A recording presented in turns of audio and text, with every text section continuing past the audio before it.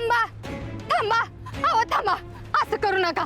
मी तुमच्या पाया पडते नका असं करू. असं अर्ध्या ताटावून उठून जाऊ नका. अहो इथं त्यांच्या मानाचा तरी विचार करा. तुमच्या पाया पडते. अहो विधा त्यांनी विचार केला होता का महाप्रसाद बनवताना? अहो मी तर शाकाहारी माणूस. आमच्या भावनांशी खेळलाय तुम्ही. अहो असं काय बोलताय? आमच्या मनात पण असलं काही विचार आला नाही. तुम्ही उगाच भलत असेल तर विचार आणू नका मनात. तुम्हाला कळतं का तुम्ही किती मोठं पाप केलंय ती? तुम्हाला जर पूजेचं पवित्र राखायला जमत नव्हतं तर कशाला एवढा मोठा घाट घालायचा? हे असले संस्कार महाप्रसादामध्ये मटणाचे तुकडे टाकलेत तुम्ही.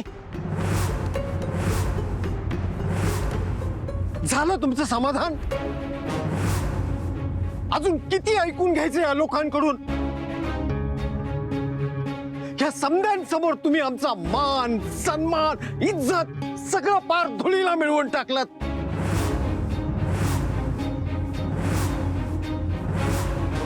तरी आम्ही तुम्हाला सांगत होतो पूजा घालणं इतकं सोपं नाहीये. त्याची पवित्रता जपावी लागते. पण नाही, तुम्हाला फुकटचा मोठेपणा मिरवायचा होता ना. आणि आमचं नाक कापलं सगळ्यांसमोर. दादासाहेब मी सगळीकडे स्वतःहून लक्ष दिलं होतं. आवर्जून स्वतःहून सगळीकडे बघितलं होतं. पण मला कळत नाही हे कसं झालं.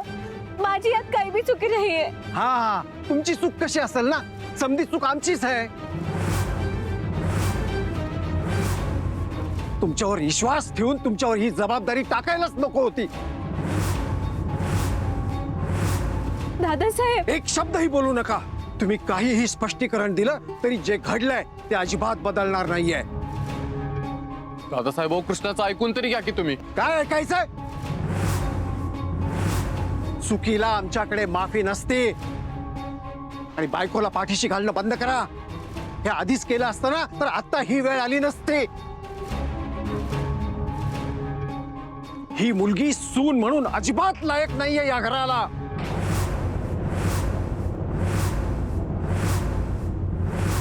कृष्णाबद्दल काही बोललेलं आम्ही खपवून घेणार नाही.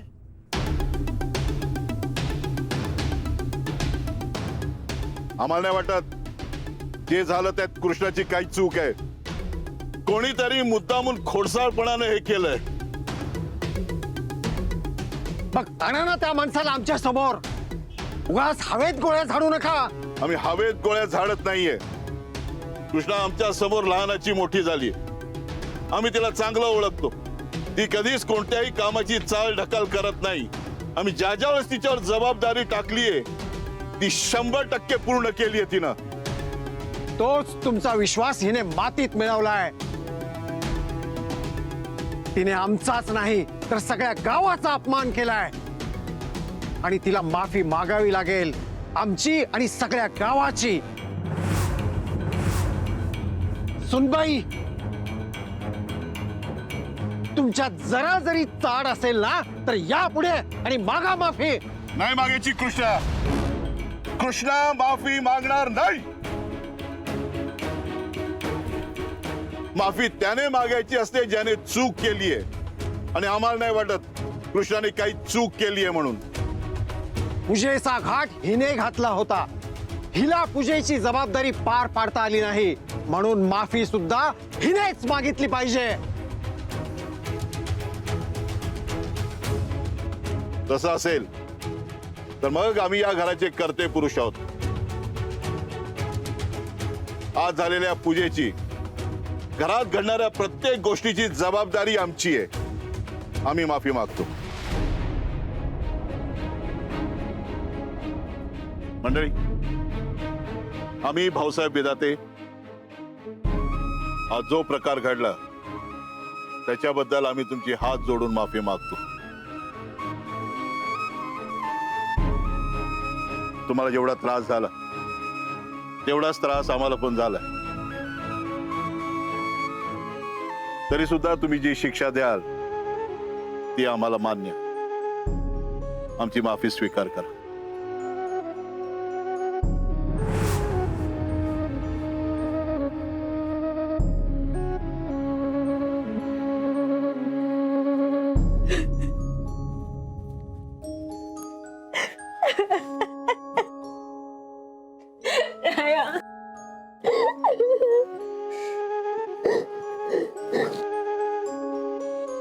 नको रडूस कृष्णा, नको मनाला लावून घेऊस एवढं. राया, मी तो मांसाचा तुकडा नव्हता प्रसादात टाकला. अरे माझ्याकडनं अशी चूक होणं शक्यच नाही. मी किती मन लावून प्रसाद बनवला होता. अरे कृष्णा, मी काय आज ओळखतो का तुला? हा, आणि मलाच काय सगळ्यांना माहित आहे, तुझ्यावर जर एखादी जबाबदारी सोपवली ना, तू किती मन लावून ती पार पाडतेस. तू विधा त्यांच्या इज्जतीचा, त्यांच्या मान सन्मानाचा विचार करतेस. कृष्णा, तुझ्याकडनं अशी चूक होणं शक्यच नाही बघ. हे तुला वाटतंय राया? दादासाहेबांचं काय? त्यांच्यासाठी मी निष्काळजी, बेजबाबदारीच ठरली आहे आज. कृष्णा, अगं दादासाहेबांना बी कळलं ना तू कशी आहेस. नाही, मांसाचा तुकडा प्रसादात सापडला हे त्यांच्या डोक्यातनं कधीच जाणार नाही राया. आणि त्यांच्याच काय, माझ्या पण डोक्यातनं हे कधीच जाणार नाहीये. त्यांचं पण बरोबरच आहे राया. हा पूजेचा अख्खा घाट मीच घातला होता. मग मांसाचा तुकडा प्रसादात सापडला ह्याची जबाबदारी पण माझीच आहे. माझ्यामुळं विधात्यांचं नाव खराब झालं. माझ्यामुळं भाऊसाहेबांना सगळ्यांची माफी मागावी लागली. कृष्णा, अगं नको स्वतःला विनाकारण शिक्षा देऊस. दादासाहेबांनी भाऊसाहेबांमधला वाद मिटावा म्हणून मी हा पूजेचा घाट घातला. पण जे काय घडलं त्याच्यामुळं आणखीनच वाद वाढला.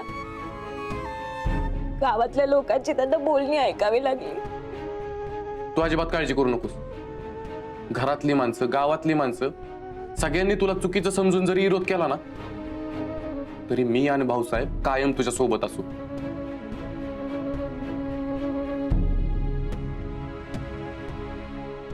मी तुला कधीच एकटं पडू देणार नाही कृष्ण.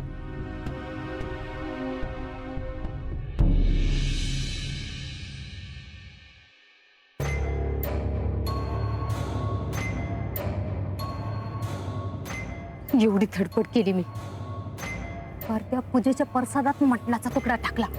मला असं वाटलं समजा आळ त्या कृष्णीवर येईल, तिला घराबाहेर काढतील, नाहीतर गावासमोर गावाचं पाय धरून तिला माफी तरी मागायला होती.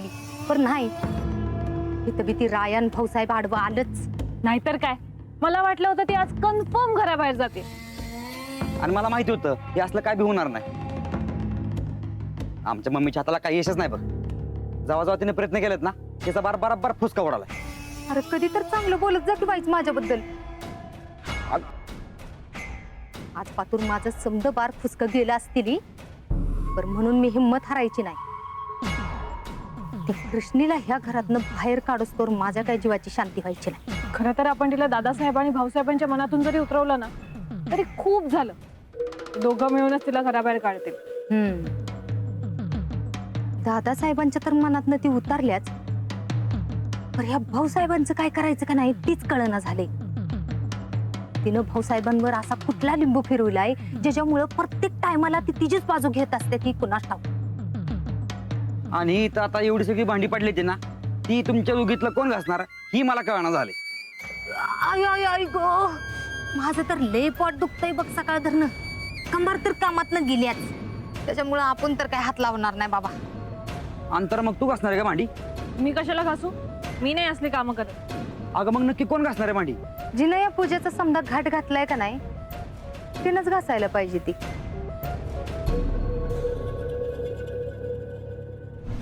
अहो, नका असं डोक्यात राग घालू आणि त्रास पण करून घेऊ नका. तुम्ही शांत व्हा बघू. एवढ्या वर्षांनी आम्ही या गावात आलो, आम्हाला वाटलं सगळं गाव आमच्या मागं येईल. या घराला, गावाला परंपरा आणि रीतिरिवाज पाळायला लावू, त्यांची नव्यानं कास धरायला शिकवू. पण इथं झालं काय? अख्खं गाव आमच्या संस्कारांचं वाबाडं काढून गेलं. आणि तुम्ही म्हणताय शांत व्हा, त्रास नका करवून घेऊ. अहो, जी काही झालं ते कोणी मुद्दाम केलं नाही ना. मला सांगा, अशा घरच्याच कार्यक्रमात कोणी का करल? अहो पण हे समजा व्हायला नको म्हणून काळजी घ्यायची जबाबदारी कोणाची होती? तरी आम्ही आधीच सांगितलं होतं की पूजा करणं एवढं सोपं नाहीये. समजा रीतिरिवाजाप्रमाणे होणार असेल, त्याचं पावित्र्य जपलं जाणार असेल तरच करा, पण नाही. आणि या समजात तुमचीच चूक आहे. अहो, मी काय केलं? आमच्या मागं तुम्ही घरातल्या लोकांना रीतिरिवाज शिकवला नाही. घराकडे लक्ष दिलं नाही त्याचीच फळं ती. घरात सून आणतात ती नीट पारखून आणायची एवढं देखील कळलं नाही तुम्हाला? असं बेजबाबदार वागणारी सून कशा आपल्या परंपरा पुढे नेईल? अहो तुम्ही समजता तशी कृष्णा खरंच नाही हो. ती लई समजूतदार आहे बघा. तिनेच ते घर नीट सांभाळलंय. हो पाहिलं ना आम्ही काय संस्कार आहेत तिच्यावर आणि कशी जबाबदारीने वागते ते. अजिबात कोणतेही संस्कार नसलेली लोक तू घरात आणलीस. विनाकारण त्यांना लाडावून ठेवलंय. तुम्हाला त्यांना शिस्त लावता नाही आली. दुर्लक्ष झालं तुमच्या संसाराकडे. आमच्या माघारी तुम्ही नक्की काय केलं? आमची बायको म्हणवून घेण्याचा हक्क नाहीये तुम्हाला. तुमच्याकडून संसारात इतका हलगर्जीपणा होईल असं वाटलं नव्हतं आम्हाला. आता या घराला वठणीवर आणण्याची जबाबदारी आमची. सगळ्यांना सुतासारखं सरळ करतो की नाही बघाच तुम्ही. मी सांगितलेलं समज ध्यानात आहे नव्ह का? दादासाहेब बाहेर यायला लागलं की जसं मी सांगितलंय तसंच करायचं काय?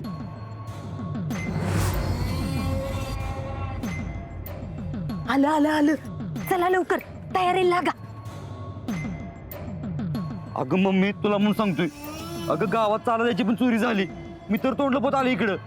जिकडं जाईल तिकडे विद्या त्यांच्या पूजेची चर्चा चालू आहे. आमचा अपमान केला, आमचा धर्मभ्रष्ट केला असं म्हणत होती सगळी. हो ना, आता मी पण बाहेर गेले होते ना तर सगळ्या बायकांचं पण तेच म्हणणं होतं. विधात्याने पूजेचं सगळं पावित्र्यच घालवलंय. आता ह्या पुढे विधात्यांच्या कुठल्याच कार्यक्रमाला त्या कधीच जाणार नाहीत. काय र देवा, काय चाललंय हे समज? अरे काल परवा पातूर इदा त्यांच्या घराचं ह्या गावात किस्त नाव होतं, पण आता हे समज काय होऊन बसले? मला तर समजत जास्त काळजी वाटते का नाही ती फक्त दादासाहेबांची. त्यांच्या मनाला किस्त्या यातना होईत असलेल्या. किती मनापासून समध्या परंपरा पाळत होतात ती, पर त्यांच्या वाट्याला कौतुकाच्या ऐवजी ही समज काय आलंय? आजीच्यामुळे ही समज झालंय का नाही ती तर नामानिराळीच आहे की. खरंय, आज पण भाऊसाहेबांनी तिची चूक पोटात घातली. आज जर तिला शिक्षा झाली असती तर मला नाही वाटत तिने अशी चूक परत कधी केली असती. नाहीतर काय. पर तुला खरं सांगू का अंतरा, हीच तर होत आलंय ह्या घरात. अगं आज पातूर तिनं एवढ्या चुका केल्या, पर कायम भाऊसाहेब तिला माफ करत आल्यात. त्याच्यामुळे ती अजाबात कशाला घाबरत नाही. आता एक जबाबदारी म्हणून नीट पार पाडत नाही. कायम तिला मोठेपणा पाहिजे असते की नाही, त्याच्यामुळे सारखी पुढं पुढं करत असत्या. पर बोलणार कोण? आपलंच दात आणि आपलंच वाट. पर तुला खरं सांगू का, दादासाहेबांचा चेहरा काय माझ्या डोळ्यामुळं जायना झालाय बघ. ही समजा त्या कृष्णीमुळे त्यांच्या वाट्याला यायला नगं होतं. आणि आज कृष्णालाही भाऊसाहेबांनी माफ करायला नको होतं. आता कृष्णाने ह्याही पेक्षा मोठी चूक केली म्हणजे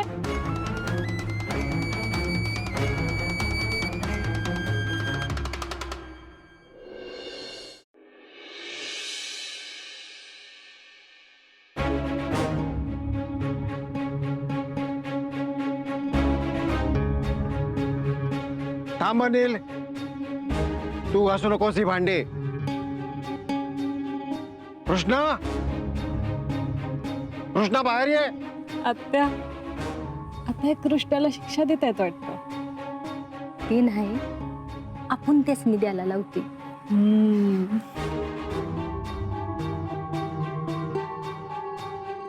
काय झालं मामांजी? ही सगळी भांडी आज तू स्वच्छ घासून घ्यायचीस. दादासाहेब भाऊ, अनिल घासेल की भांडी? वाटलंच तर 2 माणसं अजून लावतो मी कामाला. तुमच्याशी बोलतोय का मी? तिने आज अक्षम्य असा अपराध केलेला आहे. तिच्या चुकीची शिक्षा तिला व्हायलाच हवी. ही सगळी भांडी आज तू स्वच्छ घासून घ्यायचीस. आणि त्यात जर हलगर्जीपणा केला ना तर तुझी गय नाही, लक्षात ठेव.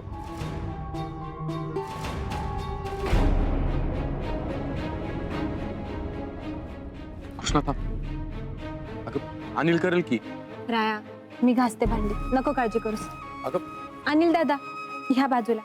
वहिनी पटकन घासून घेते. अनिल दादा या बाजूला या.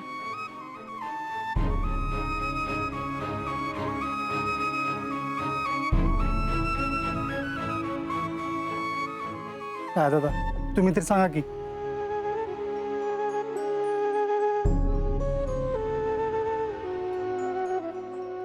अनिल इधर.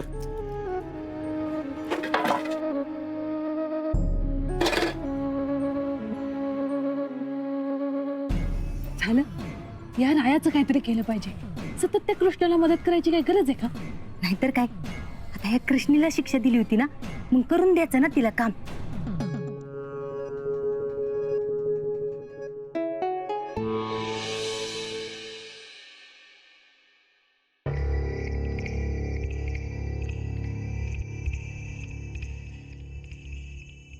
अंतरा, हे म्हातारं तर चांगलंच भडाकलंय की ग.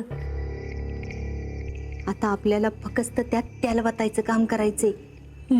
मग आपलं काम झालंच म्हणून समज.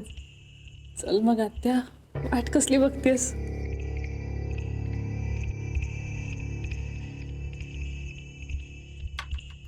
मामांजी आम्हाला माफ करा. आमच्यामुळे तुम्हाला लय त्रास झालाय. हो, आम्हाला पूजेची जबाबदारी नीट पार पाडता नाही आली.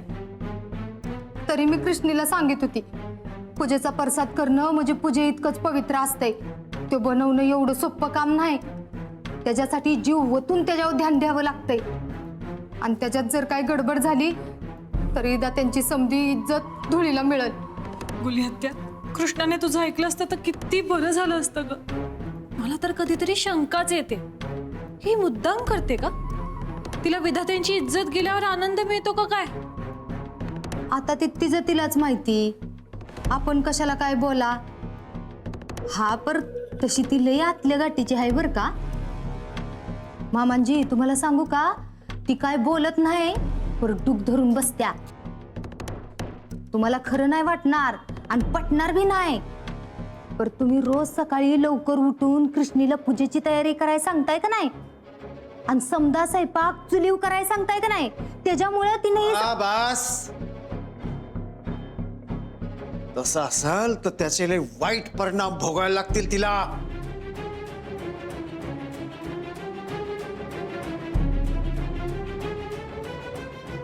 तिला अजून माहिती नाही वाटतं.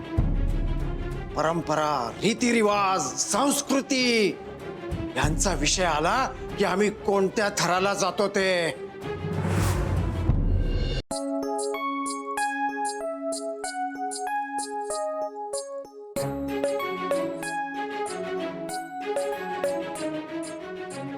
फुलं, हळदी कुंकू, अगरबत्त्या, समय, प्रसाद. अरे देवा, प्रसादच विसरले.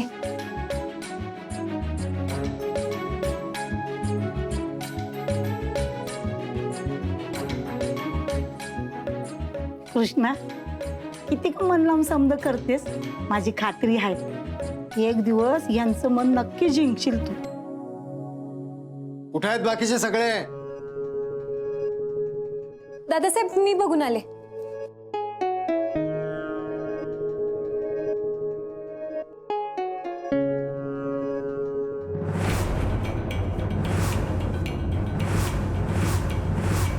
हे संस्कार बघून पारणं फिटलं आमच्या डोळ्यांचं.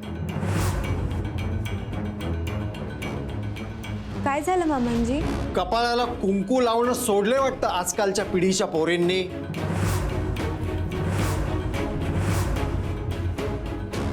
आता यांना कसं सांगू, मी आणि राया नवरा बायको नाही राहिलोय. राया, तुमचं लक्ष दिसत नाही तुमच्या बायकोवर?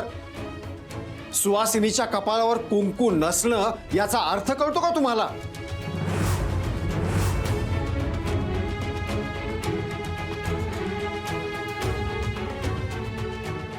पुढे ये इकडे. हे घे आणि लाव तुझ्या बायकोच्या कपाळाला कुंकू. धर.